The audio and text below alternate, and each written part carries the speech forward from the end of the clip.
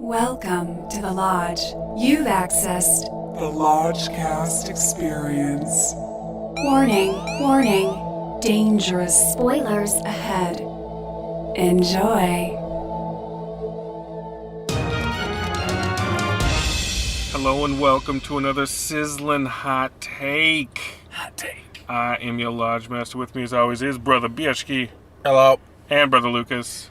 Top of the day. And today on this hot Burbank day, we have Brother Nathan. Hey, gentlemen, how are you? What's up, Nathan? Welcome back, Nate. We are getting into fall and thus entering into the Lodgecast's first prestige award bait picture zone. Yeah. What's the acronym spell out? We got to figure that out. But we are diving in or launching off with First Man, aka Firstman. I mean, it's Oscar bait. It's Clearly. it's Oscar time. It's executive produced by Steven Spielberg, who had the project in development himself for like 10 years. Yeah, he's like Spielbergian. He's like he's holding on to it, waiting for Neil Armstrong to die and for the temperature to be just right Yeah. to drop it into the water. Cooling period. Yes.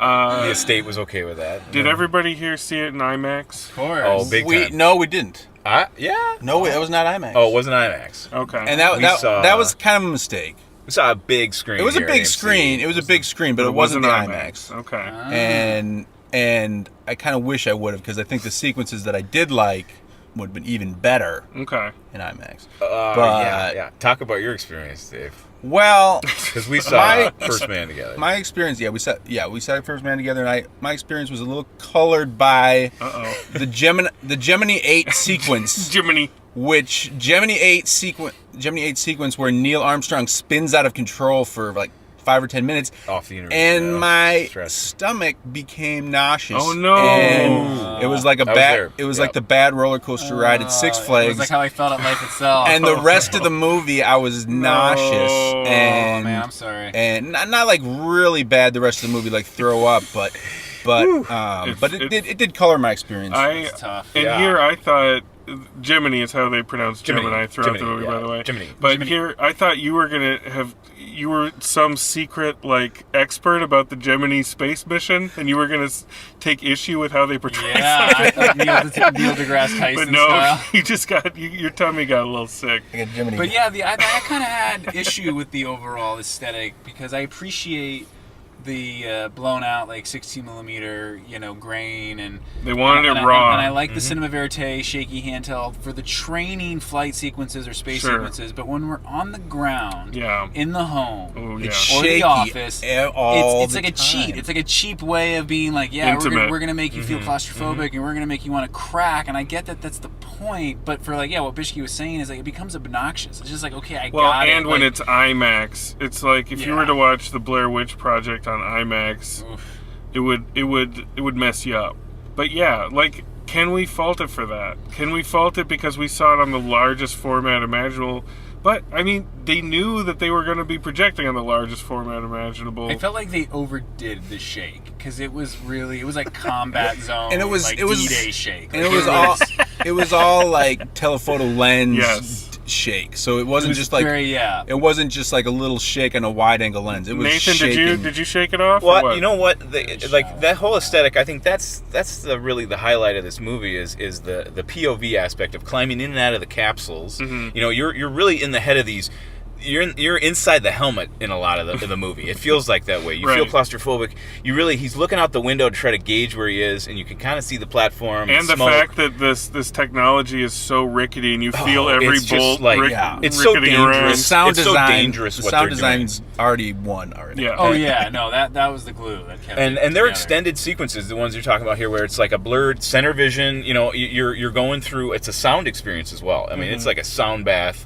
I think that is the most cinematic dramatic part and the highlight of this movie for me. The rest of it is this kind of minimalist story. A very minimalist story with him and his minimalist. wife. She's very shrill, thankless role by Claire Foy. She's in everything. She's going to win an Academy Award for that. Her bug eyes. And just for the her sweaty eyes. record, She does a lot with Spielberg's the part. version was only going to be about the marriage. right. Yeah, About the marriage. About the marriage. Yeah, What? like they were never going to go into outer space. Like What? it was always going to be like the domestic. Yeah, I think that was the original story. I kept asking myself, why would this guy, Damien Chazelle, or the La La Land, why would he choose this project to do? Yeah, like after La La Land, you can do anything, buddy. Any budget. What if he wanted another Oscar? Well, I think someone shaped him. Someone said, like, do this with Spielberg. We're going to do it. You interested in it? I mean, I don't know. It just went that way. But to do a biopic in this conventional of a way, I mean, I came out of the movies just like, it's a biopic. Biopic.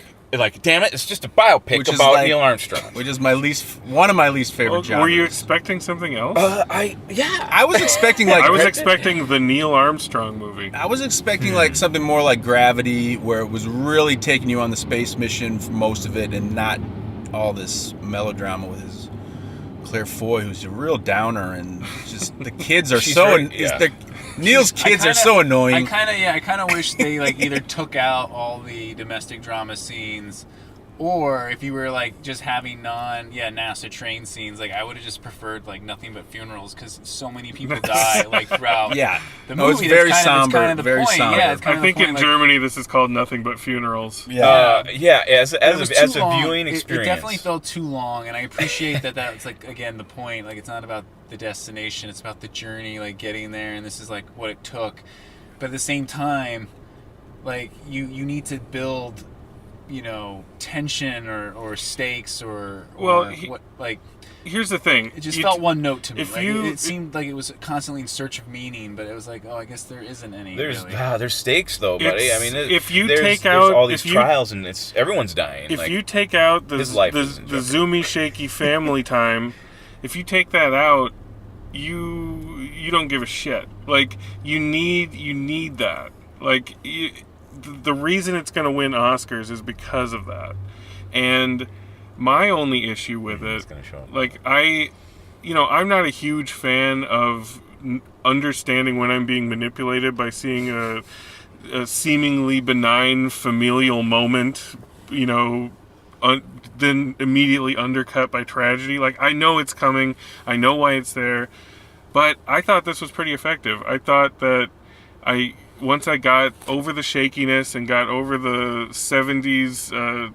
Filmmaking fetishism stylings of it, I got into it. My only issue is it's obvious from the look on Claire Foy and Ryan Gosling's face that they are in an Oscar movie. Yeah. And when they when one of their kids is like "Daddy," and you see Gosling's face contort a little bit, you understand the hours of stupid prep that he took to get into that. To get that accent down. That he allowed himself the luxury of that because he knew he was pretty much guaranteed an Oscar nomination for this. You see it so clearly, and it's hard to get through, but I can't really fault the movie for that. I thought his performance was kind of interesting. Like he was, but the thing about it is, it's very much like his performance in Drive or some of these other laconic roles where he's polite. Yep. You can't read him. Yep. He's blank in the eyes. Yep. And but he's leaning towards kindness. He's kind of our hero. But I didn't think it painted him very well. Like his family, it's just hostile in his family, and the guy is risking. I mean, he's willing to risk his life. He comes off as like emotionally stunted. He comes off slightly touched, maybe I enjoyed Buzz Aldrin's asshole character. That was great. Perfectly cast. Yeah, Buzz was nice and sweaty and in your face. Yeah, I mean, I kind of got fatigued. Like an hour in, I was kind of like, all right, this is it. Like we're settling into the movie now, and I was just wishing that, it was just better paced or structured in a way where.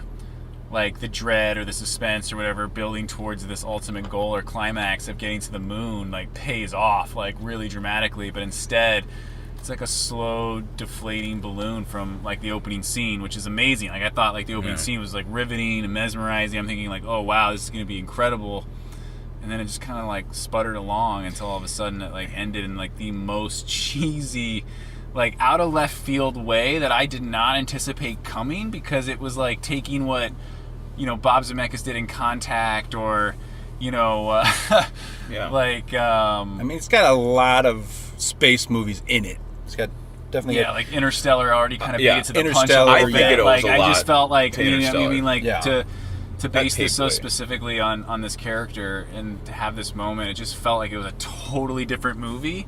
And who knows, maybe that actually happened. Maybe that was like what he really did, like throwing the bracelet into the crater. But like in that moment, it seemed ridiculous. That sounds like a jumping the shark. I felt It's like like you're not gonna taken show him there. plant the American flag for whatever bullshit misguided reasons, but you're gonna show us throw his daughter's bracelet into the fucking crater? Like what? Are you now? You're on this flag controversy. Yeah, let's get into that. Are you Yeah. on? It was Are there. you one of those flaggers? The flag was. It was there though. I'm not a. I'm not a flagger. It was in the distance. I think it was in a wide it's shot. It was in a there, but wide I shot. feel like when you spend 2.5 hours watching people get like burned to death, and like, oh, he died in a crash and he's dead and she's like, everyone's dying. It's like, what is the moon if not one gigantic memorial for like all the lives lost and sacrificed to beat the Russian Pinkos, when it's clearly about patriotism and it's clearly the only reason why we did it. No, you know but what I think mean? it covered a Like, lot of and, bases. And, I think not it did cover not to address that it was like the white male patriarchy, you know, like spreading their seed and being like, we're gonna conquer space and we're gonna do this first. To just kind of like gloss over that is fucking bullshit. Well, there was a scene. No, there was a scene where the African Americans responded in that song, and it was a very powerful moment, I thought, in the center, where they're like, "White boy going to space, I can't get no food," or whatever. You know, it was like this whole thing. So I mean, and that where I felt like, oh, that's Chazelle. You know, that's a young filmmaker trying to add something to his film. You got Like, 2.5 hours, you can have but it was more of that. It was a ton of that. Yeah, it didn't all come together for me. It didn't all come together at the end. Like I know it's an Oscar movie, and I think it will get decorated. You know, because this year has been a scattershot. But as an experience, I came out of it, man, it left me. Like, the minute I walked out of there, the follling days. Did you guys think about this movie after the... I did. I liked it way more than our touched. young Republican over here. I thought that pretty much every space-related sequence was riveting. I liked seeing every step of it in the kind of rickety old way that it was. That's the highlight, yeah. I was also thinking of, Lukas, you could probably speak to this. The moon landing, was it a hoax? Or was it real? Are you a hoaxer too? Oh, no, You're a no. flagger and a hoaxer? No, it's real, because if it was a hoax, Putin would have fucking put that shit out long ago. You know what I mean? Like, that was 100% real. Like, you guys understand, like, did they're it. our enemy. If you They don't did think it. Russia's No, our we enemy, did it. you We are did it. not the same species as me. there was a moment where there was one moment where I got emotional and chills, where I just realized it was, I've seen the Apollo image and the shuttle, and I've seen, you know, it's like, oh, and then it dawned on me, this is the moon landing, you know, like I saw the blue and the Apollo logo. They did a beautiful like recreation of it digitally, I assume, is of the ship, and I got chills. I was like, we did this as a country, and we don't have something like that. And Yeah, that's why it's I was timely. kind of moved towards the end, just that moment. just because of the iconic nature of the whole thing, of him stepping in the whole thing. I mean, it just That's when it cuts from 16 to like 65 millimeter, when he opens the lunar door to the surface. Yeah. Like, Okay. completely in the IMAX that I saw, it was like a very dramatic hard cut. And not only that, but the sound cuts out like 2001 style, so it suddenly becomes Yeah. deafening. They And also that was play it- powerful. they Like, that also was like play it, amazing. yeah. But I Lucas, felt I like mean, again, yeah, it came that's too right late. By there. that time, I was like ready for bed. I was like, fuck. Well, I think at that moment too, it's when his helmet goes down and it becomes all of us. Like, it's not on Ryan Gosling's face. I loved that. I thought that was like Yeah. the smartest decision in the movie. I was like, how are they going to play it on him, and how is he going to do one small? That was step my from main. That was my main note. Holy shit, helmet. The helmet came down and it played on him, and it kind of had a rad vibe for a second. I mean, there was some successful moments. I mean, I really liked that moment. And the landing. scene where he's forced to confront his sons about the fact that he might never return. Hey, you know, I was tearing up. I was tearing up a little bit there. It was effective because the kids were quiet. I had like I had like tremors. The rest of the movie, the emotions, kids were just like waves. Dad, you know? come play. I can't. I'm going to the moon. God damn. Yeah, he's like, I'm not awake.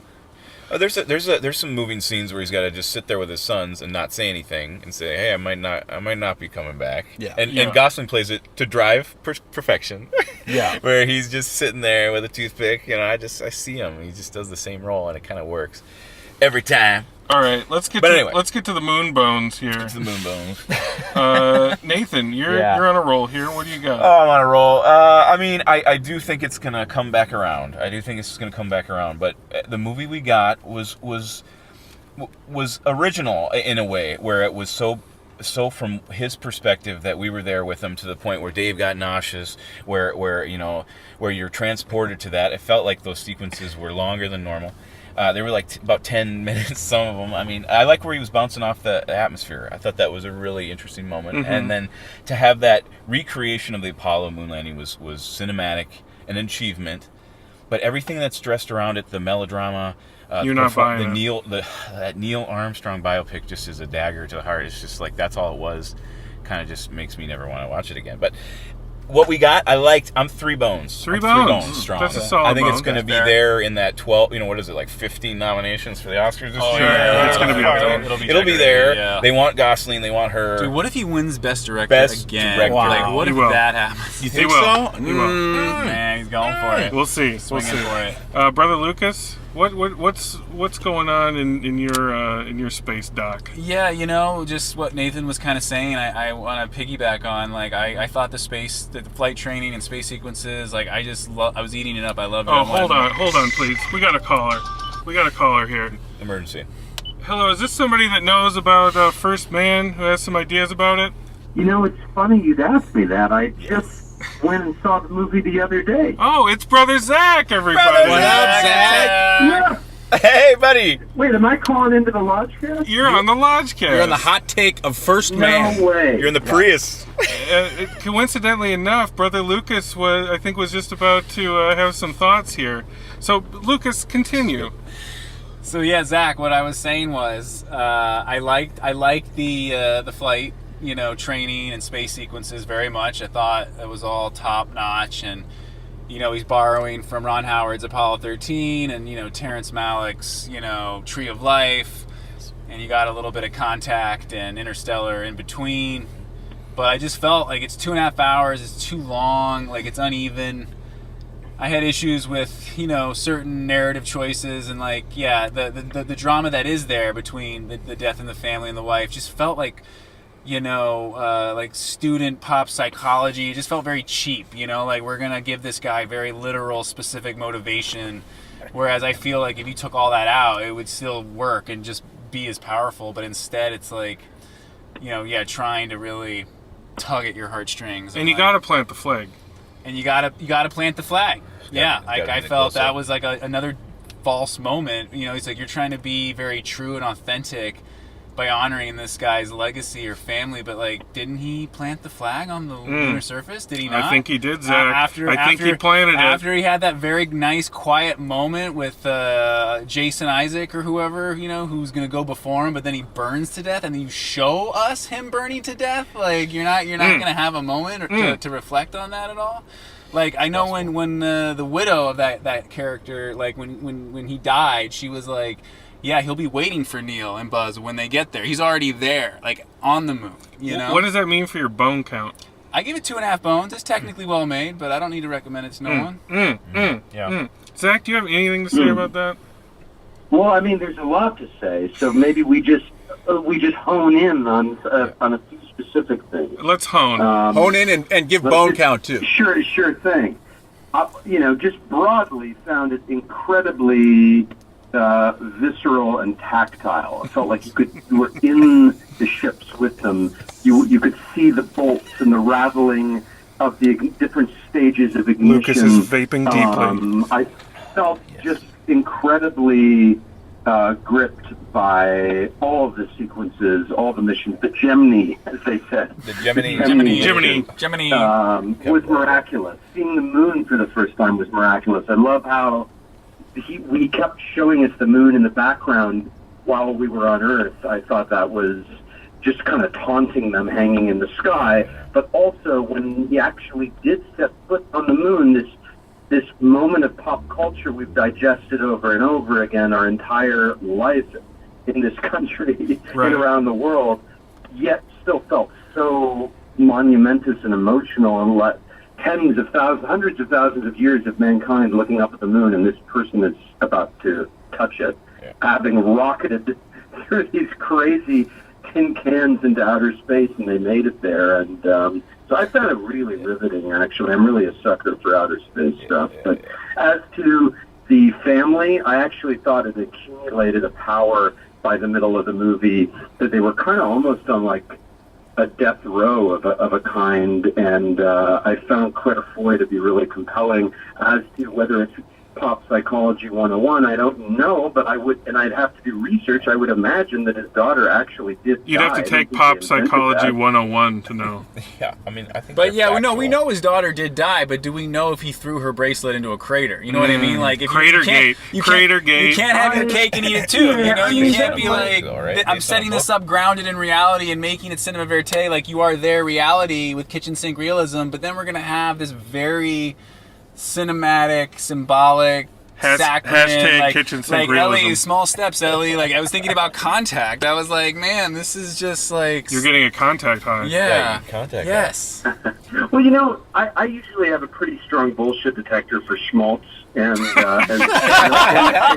Hopefully we all do. overt manipulation. Take that laugh how For you me- will, Zach. For me, that moment with the daughter's bracelet, throwing it into the crater, I didn't eye roll for a didn't? moment there, and maybe I was just kind of wrapped up in it.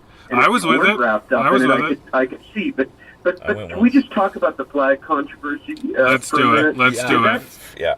Because I was obviously, you know, we've all kind of been hearing about the uproar in conservative circles that this was afraid to be patriotic and Hollywood liberals and blah blah blah. So I gotta say, this was one of the most patriotic movies I've sat through in a while. The guy's son is hoisting the American flag over their house.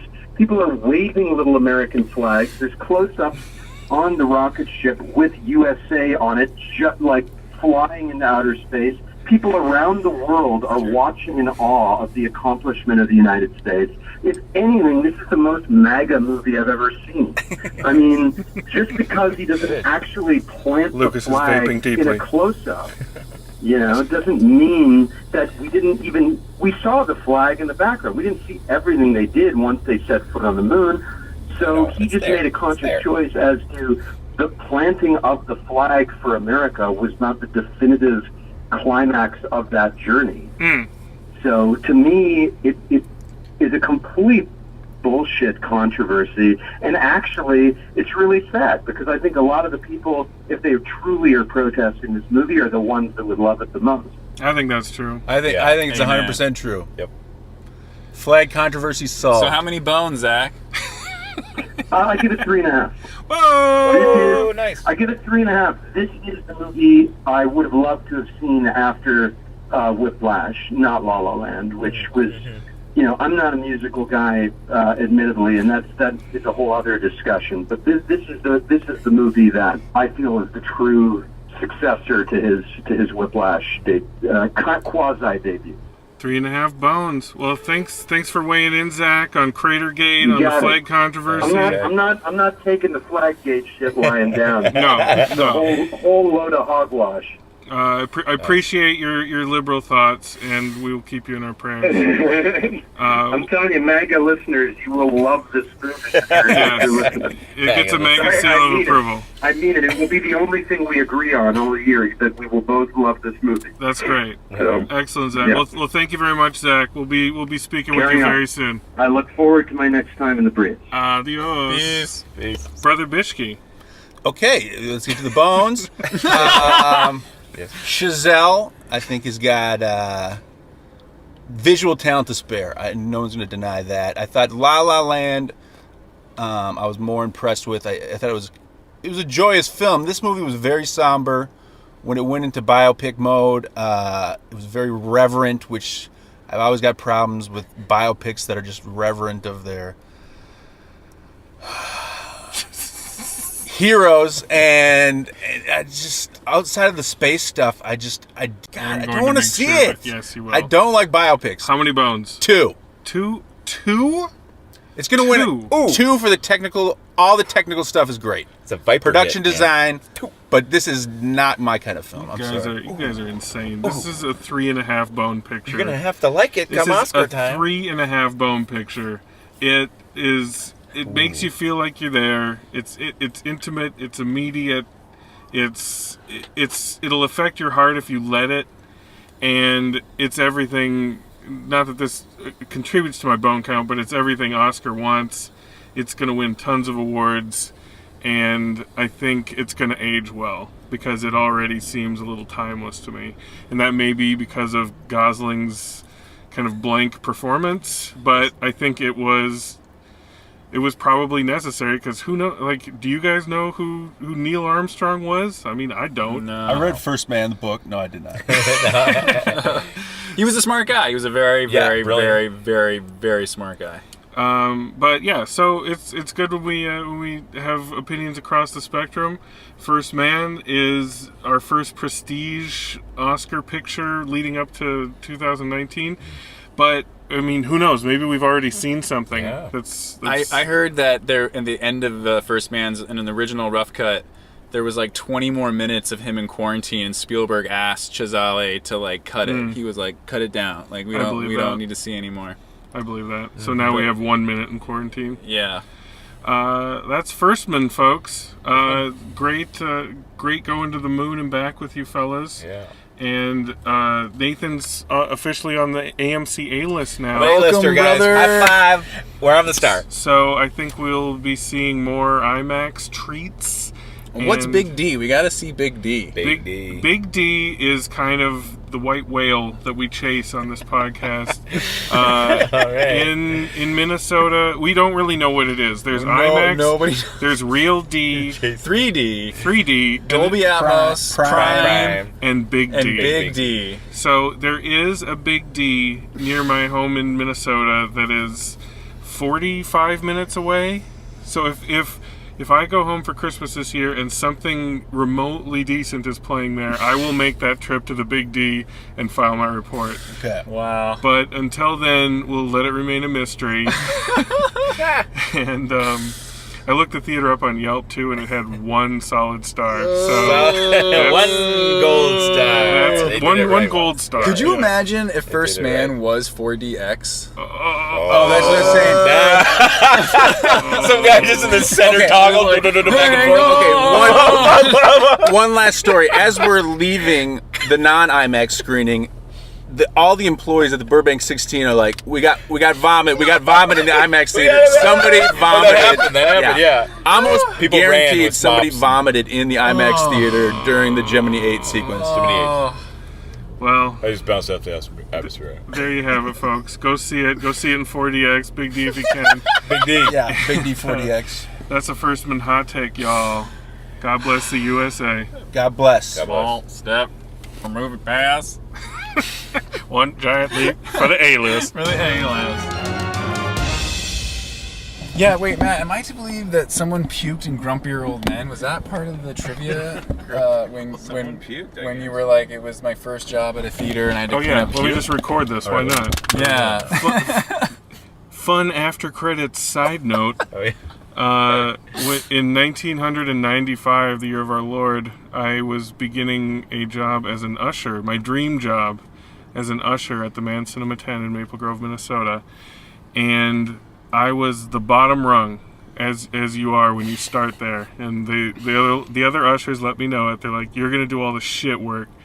So when someone puked during a screening of Grumpier Old Men, they said, new kid has to go clean it up. And people weren't leaving, so it was During progress? It was a high wire act, and someone had puked in the middle of the theater.